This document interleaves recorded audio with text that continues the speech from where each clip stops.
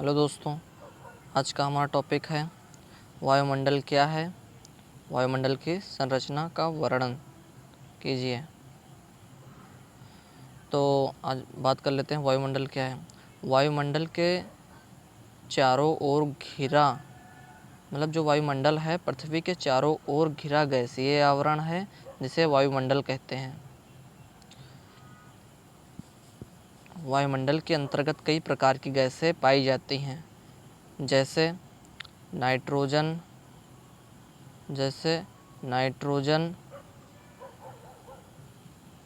कितनी मात्रा में पाई जाती है? 78%। जो वायुमंडल में नाइट्रोजन गैस है उसकी मात्रा 78% है, और जो ऑक्सीजन है उसकी मात्रा 20.9% है, जिसे हम 21% भी कह सकते हैं। और जल वाष्प है 0.4%। कार्बन डाइऑक्साइड जो है हमारी वो है 0.03%। और धूलकण तथा अन्य गैसें हैं 0.57%।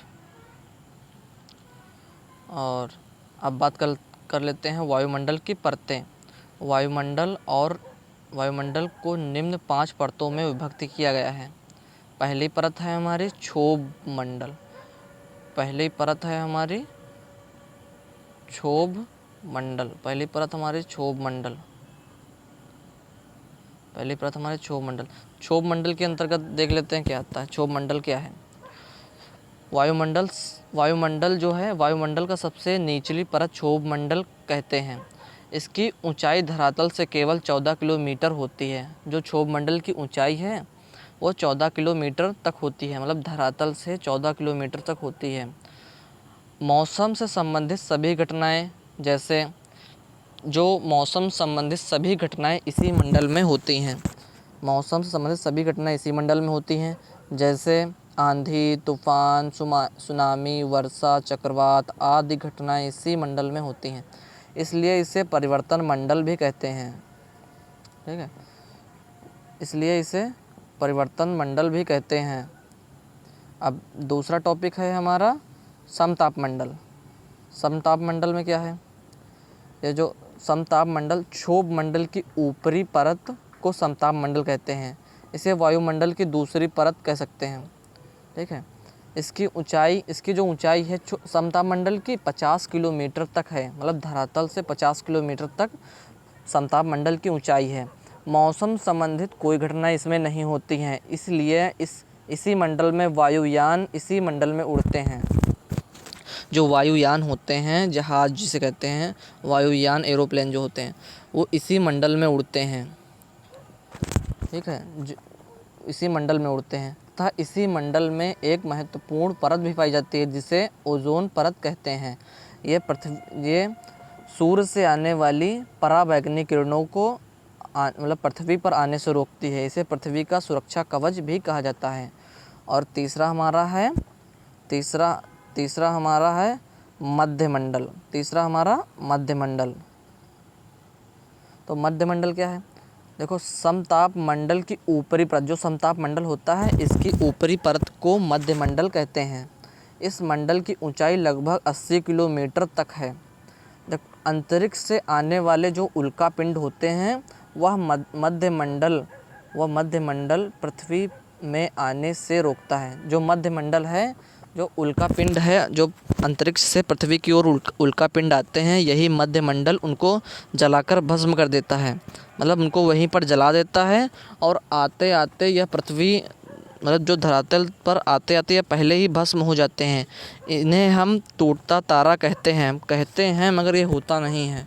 ये उल्कापिंड होते हैं जो इनमें जो भस्म होते चले जाते हैं, ये तारा कहा जाता है, मगर तारे ये नहीं हैं। इन्हें टूटता तारा हम लोग कहते हैं, मगर ये है नहीं। ठीक है, जो मध्यमंडल पृथ्वी में आने से रोकता है, जो उल्कापिंड होते हैं वह मध्यमंडल पृथ्वी पर आने से रोकता है, मतलब उन्हें पहले ही भस्म कर देता है। जो यह मंडल है वह उल्काओं को जला देता है। तो हमारा जो ये है मध्यमंडल, वो फिलहाल जो उल्कापिंड हैं उनको आने से रोकता है। अब हमारा चौथा मंडल है आयनमंडल। हमारा चौथा मंडल है आयन मंडल, ठीक है। चौथा मंडल हमारा आयन मंडल। मध्य मंडल की ऊपरी परत को आयन मंडल कहते हैं। इसकी ऊंचाई लगभग 640 किलोमीटर तक है। इसी मंडल में सैटेलाइट छोड़े जाते हैं।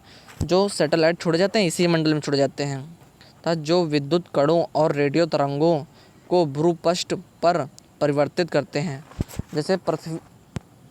जैसे पृथ्वी से रेडियो तरंगें वायुमंडल में छोड़ी गईं तो इसी आयन मंडल में ही आती हैं। जो आयन मंडल फिर से इसे परावर्तित पृथ्वी पर कर देता है, जो वापस लौटा देता है पृथ्वी पर, जो तरंगे रेडियो तरंगे पृथ्वी पर वापस लौटा देता है, ठीक है। आयन मंडल की उपस्थिति न होने पर जो रेडियो तरंगे आती हैं पृथ्वी से वह असीमित ऊंचाई तक पहुंच जाएंगी तथा वापस लौट कर नहीं आएंगी। इसलिए आयन मंडल की उपयोगिता हमारे वायुमंडल में बहुत अत्यधिक है। और अब हमारा पांचवा मंडल है हमारा वायुमंडल।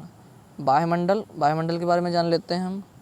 देखो, जो आयन मंडल की ऊपरी परत को वायुमंडल कहते हैं। यह जो वायुमंडल है पृथ्वी की सबसे बाहरी परत है ये, ठीक है।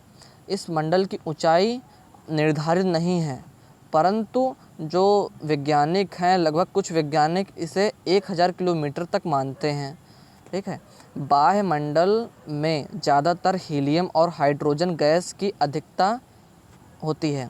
जो हमारा सूर्य है उसमें भी हाइड्रोजन और हीलियम गैस की अधिकता पाई जाती है।